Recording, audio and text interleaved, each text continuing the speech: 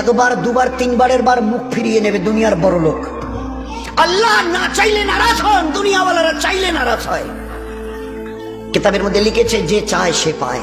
তুমি চাও না আমার কাছে? আল্লাহর নবী সাল্লাল্লাহু আলাইহি ওয়াসাল্লাম মা আয়েশাকে দিয়ে রাদিয়াল্লাহু আনহা, মা আয়েশাকে দিয়ে আমাদের কাছেও কথা পৌঁছে দিয়েছেন। আয়েশা, তোমার ওই যে পায়ে কি দাও? ওটা বলে জুতো।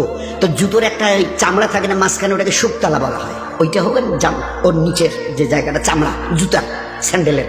বলছে আয়েশা, ওই জুতোর শুকতলা থেকে নিয়ে আর জান্নাতুল ফিরদৌস পর্যন্ত যা কিছু তোমার প্রয়োজন পড়বে আল্লাহর কাছে চেয়েও। আল্লাহ দেনেওয়ালা, আল্লাহ দেনেওয়ালা। তোমার যা কিছু is an everything of your life, যা কিছু প্রয়োজন পড়বে। আয়েশা, এই চৌধুরী সাদির বালাঘাটের আমার হাবিবের উম্মত আর উম্মতের এই পুরুষ আর মা বোনেরা, তোমাদের যা কিছু প্রয়োজন আমার কাছে চাইও।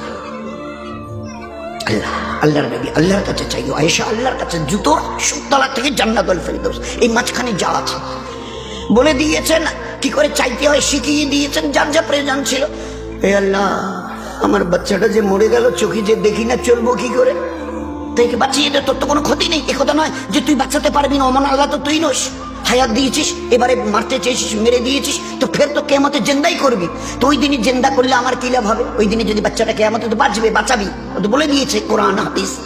তো আমার কি লাভ হবে? আমি তো চোখে দেখি না, দুই চোখে অন্ধ। ভাবছিলাম ছেলে বাচ্চাটা আস্তে আস্তে বড় হবে, ওর আঙুল ধরে এখানে ওখানে আমাকে নিয়ে যাবে, দিনের জন্য, দিনের কাজের জন্য, দিনের আমালের জন্য নিয়ে যাবে। সেই বাচ্চাটা চলে গেলে আমার কত কত অসুবিধা হবে বল। এ আল্লাহ, শুনে নে, আমার ওই মরে যাওয়া বাচ্চাটা যদি জিন্দা না হয়, তোর ইজ্জতের কসম দিয়ে বলছি, এই জায়নামাজ থেকে উঠবো না।